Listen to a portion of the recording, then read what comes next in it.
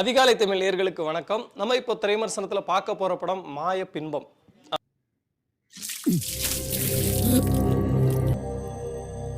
Tumbler கழுவி கொண்டு வர மாட்டியா?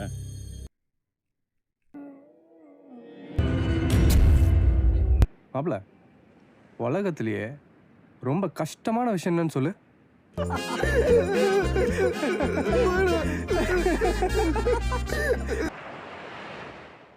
இது நான் ஜீவா, சிதம்பரம் மெடிக்கல் காலேஜில் 3rd இயர் படிக்கிறேன்.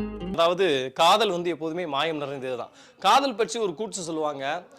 அதாவது காமத்தின் நீட்சி தான் காதல் அப்படின்ட்டு. காமம் இல்லாம காதலுக்கு சாத்தியமே இல்லை. காதலுடைய முதல் தூண்டுதல் காமம் தான் அப்படின்றத சொல்லுவாங்க. இல்ல, காதலுக்கு காமம் தாண்டி ஒரு அழகான பரிமாணம் இருக்கு அப்படிங்கிறத இந்த படம் பேச முனைகிறது. படத்துடைய விமர்சனத்தை நம்ம பார்க்கும்போது, காதலன் ஹீரோ அவர் ஆகாஷ், ஹீரோயின் ஜானகி, 2 பேரும் ஒரு பேருந்தில் மீட் பண்ணுறாங்க. மீட் பண்ணும்போதே காதலனுக்கு அவர் மேலே ஒரு பயங்கரமான லவ் வந்துடுது, ஹீரோவுக்கு ஹீரோயின் மேலே. கட் பண்ணால் ஒரு விபத்து, அந்த விபத்தில் 2 பேரும் சந்திக்கக்கூடிய ஒரு சூழல் வருது. அது காதலாக வளருது.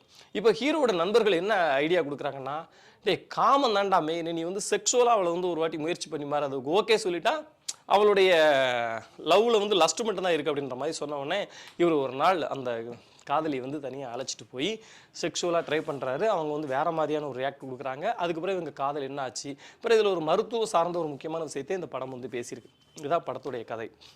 இந்த படத்துடைய பெரும்பலமாக நம்ம என்ன பார்க்க வேண்டியிருக்குன்னா, நடிகர்களுடைய நடிப்பு. அறிமுக நாயகன் என்ற சுவடே தெரியாமல் ரொம்ப அற்புதமாக நடிச்சிருக்காரு ஆகாஷ். நல்ல ஒரு நடிப்பு ஆகாஷ் கொடுத்துருக்காரு. அவருக்கு ஒரு பிரகாசமான எதிர்காலம் இருக்குது அப்படிங்கிறத நம்ம கணக்கிட முடியுது. ஒரு பழைய காலத்து ஹீரோயின்களை ராதா, பானுப்பிரியா அந்த மாதிரியான ஹீரோயின்களை ஞாபகப்படுத்துகிற ஒரு விதமாக கண்களும் சரி, உதட்டசையும் சரி, முக அமைப்பும் சரி அவ்வளோ அழகாக நடிச்சிருக்காங்க ஜானகி. அவங்களுக்கு அடுத்தடுத்து நல்ல நல்ல படங்கள் வர்றதுக்கான வாய்ப்புகள் கண்ணுக்கு கெட்டின தூரம் வரைக்கும் நல்லாவே தெரியுது. ஏரிய கேரக்டர்கள் ருத்ரன் முதற்கொண்டு எல்லாருமே நல்ல ஒரு அருமையான வேலை பார்த்துருக்காங்க. ஒரு காதல் படங்களுக்கே உரித்தான பாடல்களும், காதல் படங்களுக்கே உரித்தான மெல்லிதான இசையும் ரொம்ப சூப்பராக கொடுத்துருக்காரு நந்தா. அவருடைய இசையில் எந்த பந்தாவும் இல்லாமல் ரொம்ப அழகாக சிறப்பாக ஒரு மேஜிக் பண்ணியிருக்காரு. எட்வின் சாகி தான் சினிமாட்டோகிராஃபர்.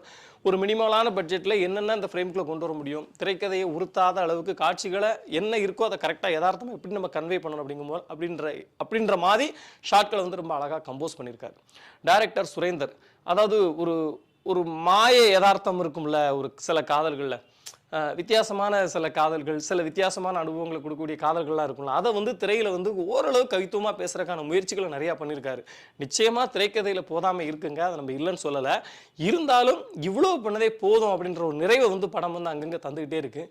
எப்படி பார்த்தாலும் இந்த மாய பின்பம் மயக்கும் இன்பம். நன்றி, வணக்கம்.